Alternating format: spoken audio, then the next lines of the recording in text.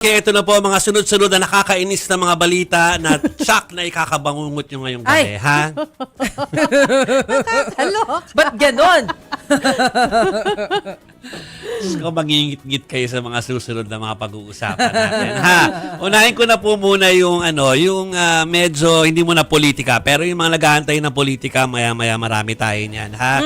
Unahin ko lang yung tukol doon sa pet peeve ko to eh. Alin? I always see videos sa YouTube, sa TikTok, sa Facebook, minsan sa Twitter, na parang kitang-kita mo yung kamalian ng sistema, no? Ito po ay yung kapag kayo ay nahuhuli ng enforcer. Nako. Ay, oh. Sa daan. Oo. O, pakita nga muna natin to. Kotongerong enforcer. Yan ang title ko dyan. Ng dashcam, kitang green pa ang traffic light nang lumiko ang sasakyan sa bahagi ng Binondo, Manila. Pero biglang pinara ng Manila traffic enforcer ang driver. Bossing, stop ka na, tingnan mo, tinuturo ko na nga yung stoplight sa'yo eh. Teka, saan ka ba? Sa Mateo po. Naku, 2,000 pa yung bayad sa violation, tapos terminal kang 2 days, 500 a day, 3,000 yun. Tayo dyan, ba't kasing susunod, napapasabay ka, pagka ganun, di mo alam, stop ka. Mabilisan itong nilatag ang violation at multa hanggang sa humirit ang enforcer ng Magkano ba kaya mo? Po? Magkano ba kaya mo? hindi agad masagot ng driver ng tanong dahil nabigla ito sa diretsahang pangungotong ng enforcer. Titikitan ko? Titikitan niyo po ako. Malaman po kasi naka-violation po. Bakit po? Oo. Kaya bakit niyo po ako tinatanong kung magkano po kaya ko? Hindi, babawasan ko nga yung ano mo kung, di ba kasi 3,000 nga. kung Opo, sumayad ka. wala po. Nagano lang po ako kasi nagtitinda lang po ako eh. Kaya Sinubukang magpaliwanag ng driver na hiniram lang niya ang sasakyan para makabili ng panindang gulay. Pero tila hindi siya bibitawan ng enforcer hanggat wala siyang inilalapag. papasensya na lang po sana ako eh. Wala po. Yung puhunan ko po na pamili ko po ng gulay po nandiyan po sa likod. Di tayo dyan. Opo. Magpakapigan na lang. Po. Wala. Ito lang po yung natira po eh. Okay, thank you. Dahil wala nang nagawa, nag-abot na lang ang driver. Ang pangungotong na yan ng Manila Enforcer, viral na at umabot na rin sa Manila LGU. Sa inilabas itong pahayag, sinibak na raw nila ang nangotong na enforcer. Sa isang panahon, Okay. Kasi it's not about the mayor eh. It's about what's being what's been happening sa mga states natin. Okay.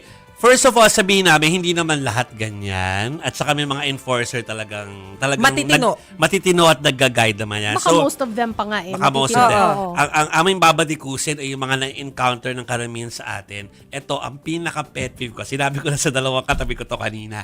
Bakit ba kasi kayo, enforcer, ay nakatago kung hindi man sa ilalim ng puno, dyan sa pagliko, tsaka kayo makikita. Hindi nag-e-enforce. Para enforce Surprise, kayo, dun kayo, para surprise. talagang kaming lahat, alerto kami na, ay, naku, hindi ako gagawa ng masama. Although, dapat di naman tayo talaga gumagawa ng masama.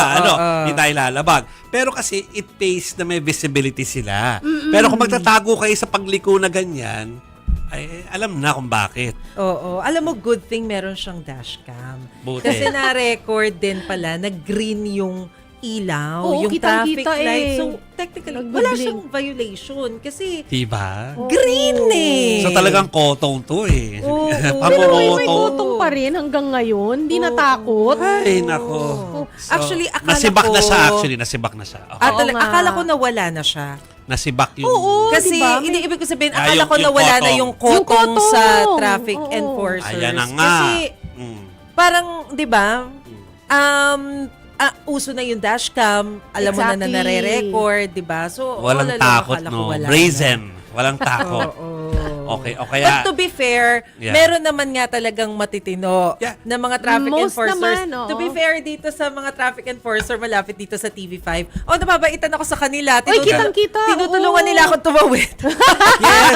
In Pag gagawin fairness, ako, tinutulungan nila ako. Tinuturo pa nila, ay, dito ka dumaan. saka, tama naman si Jovi yung sinasabi kanina off-air na dapat nag-e-enforce. Kasi minsan, pag nagde-drive ka, minsan for some reason may distraction, may Yeah, bata. may iniisip ka eh. Oo. Yeah. Tas magkakamali ka, nandun sila dapat to ensure na hindi ka magkakamali. Oy, walang right turn hindi dito. yung nag-aabang magsisigla ng pa. pagkakamali. Oo. Yes. Medyo Yes. weird po yun. Ha? But to be fair din, dito sa area natin, sa Pasig, Yes. Mandaluyong area, stricto din yung mga traffic enforcer at Yes. saka very visible. Napansin nyo, yung dito sa malapit sa may mall natin, Oo. na kala mo naman may area ako ng mall, maka-mall natin. Natin. Kaya sabihin Dyan, yung mall natin dyan sa tabi-tabi. Makikipon din ako dyan. Kitang-kita natin yung mga traffic enforcer to be fair. Yes. At saka stricto talaga sila. Alam mo bang sila yung silang dahilan kung bakit ko nalaman na nung yung napatay pala yung kotse, yung ilaw ng kotse ko? Hindi ko alam. Please.